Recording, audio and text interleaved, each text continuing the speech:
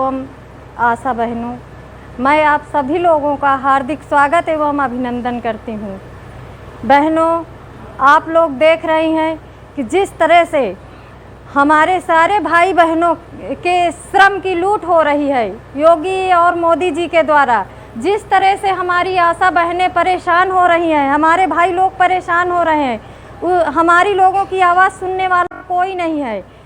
और इस आवाज़ को जैसे ही हम लोग उठाते हैं, चलाते हैं, उसको दबाने के लिए हमारे योगी आदित्यनाथ के पाले हुए भ्रष्ट कर्मचारी हम लोगों पे हावी हो जा रहे हैं। इसका कारण ये है कि हमारी एकता अभी बहुत कमज़ोर है और हम लोग इकट्ठे नहीं हो पा रहे हैं। इसलिए मैं आप लोगों से यही कहना चाहूँगी, बार बार यही कहती हूँ कि हम लोगों को एक्टिव संगठन के साथ मिल करके अपना ये संगठन इतना तेज़ी से आगे बढ़ाना है कि आने वाले समय में हमें योगी आदित्यनाथ पे हावी हो जाना है। नहीं तो इसी तरह हम लोगों के श्रम की लूट होती रहेगी और हर तरीके से गरीब लोगों को ही प्रताड़ित किया जाएगा और हम लोग इसी तरह परेशान रहेंगे। अभी आप लोग देख रही हैं, इतनी स्कीमें चल रही हैं योगी आदित्यनाथ जी के द्वारा कि अभी महिला सशक्तिकरण की बातें करते हैं। मैं उनसे ये पूछना चाहती हूँ कि महिला सशक्तिकरण है क्या?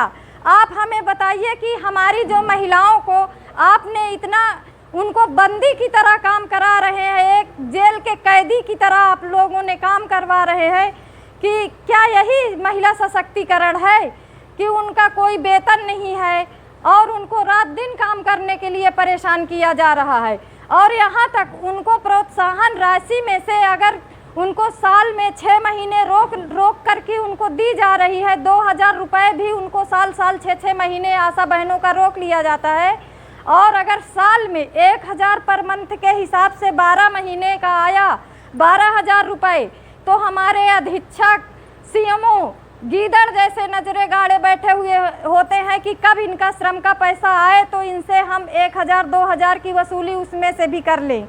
क्योंकि अभी कौशाम्बी का ये जीता जागता प्रमाण मैंने खुद दिया है सब बहनों को कि बहनों इस तरह से हो रहा है और कुछ बहनें हमारी चोरी छुपा से ये कार्य कर रही हैं कि दे करके पैसा ले रही हैं और अधिकारी का मनोबल बढ़ा रही हैं।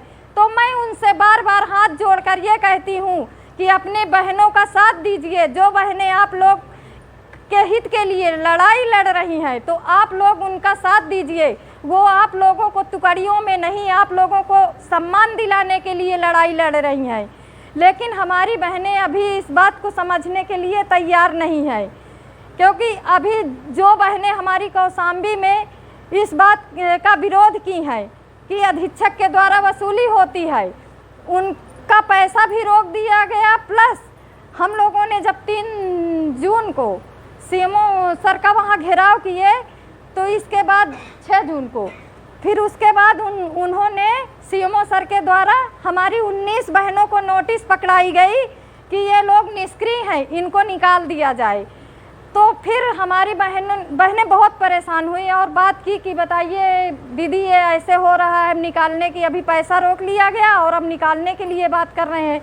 तो हमने उनसे यही कहा आप लोग मिलिए अपने ग्राम प्रधान से, क्योंकि हमारी नियुक्ति ग्राम प्रधान के द्वारा हुई है, हमें किसी अधीक्षक ने नहीं रखा हुआ है।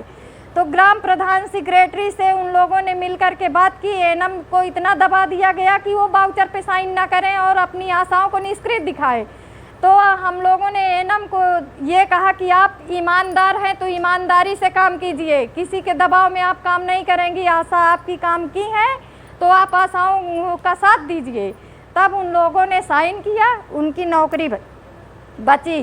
लेकिन मैं ये कहती हूँ, आज इस बात को कहना चाहती हूँ माननीय योगी आदित्यनाथ जी से कि माननीय जी, आशा बहनों ने 2007 से उनकी नियुक्ति हुई है, उन लोगों ने 7 से 5 से 8 से कई साल में करके हुई है।